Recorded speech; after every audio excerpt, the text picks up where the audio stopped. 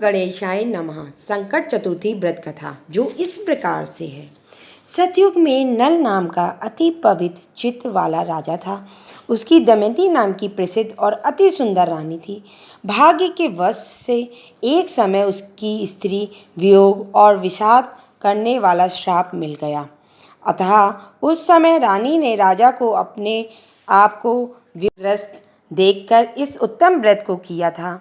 यह वार्ता सुनकर श्री पार्वती जी ने पूछा कि हे पुत्र, दमयंती ने किस विधि से इस व्रत को किया था और कितने समय के पश्चात उसको इस व्रत का फल प्राप्त हुआ।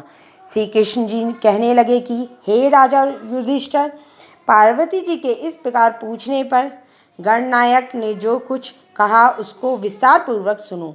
श्री गणेश जी ने कहा, हे माता, जब राजा नल पर विपत्ति आई तब गजशाला से हाथी और अश्वशाला से घोड़े चोरी हो गए और चोरों ने राजा का सब खजाना भी लूट लिया। राजा का महल आग में भस्म हो गया। राज्य कार्य को करने वाले मंत्री भी राजा को छोड़कर अन्यत्र चले गए। इस प्रकार राजा की विपत्ति बढ़ती ही गई। राजा जुए में राजपाट तथा सब कुछ हार गए।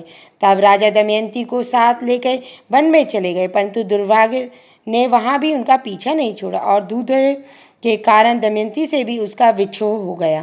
तब राजा नल ने किसी नगर में जाकर नौकरी कर ली तथा रानी और राजपूत भी अन्याय ग्रामों में चले गए। वे अनेक प्रकार की व्याधियों से पीड़ित होकर अपने अपने कर्म के फल भोगते हुए पृथक पृथक रहकर भिक्षा मांगकर दिन बिताने लगे। एक समय दमयंती ने महामुनि सरभंग के दर्शन किए। रानी मुनि के चरणों पर मस्तक नवाकर कहने लगी, हे भगवान, मेरे पति, पुत्र और विपुल राज्य तथा हाथी घोड़े आदि सारे ऐश्वर्य पहले की तरह प्राप्त हो सकते हैं या नहीं। गणेश जी बोले, हे माता, इस प्रकार दमयंती के वचन सुनकर सरभंग ऋषि बोले कि हे दमयंती, बड़े से बड़े संकट को दूर करने वाला और समस्त कामनाओं को पूर्ण करने वाला एक व्रत तुमसे कहता हूँ, सो तुम ध्यान पूर्वक सुनो।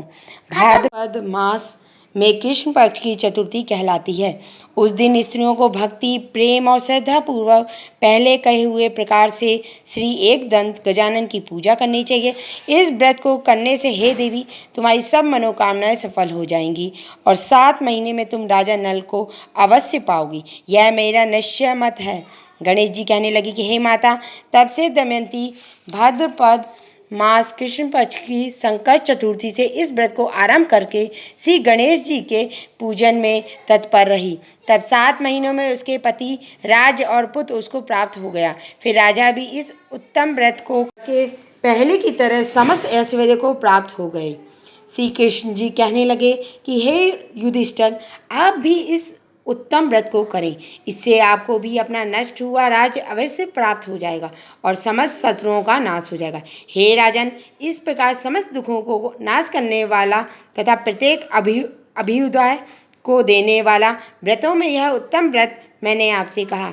इस व्रत के करने से आपके भाग्य की अतिशय वृद्धि होगी और अवश्य ही सब दुखों का नाश हो जाएगा। इसमें संदेह मत समझो। बोलो गणेश भगवान की जय।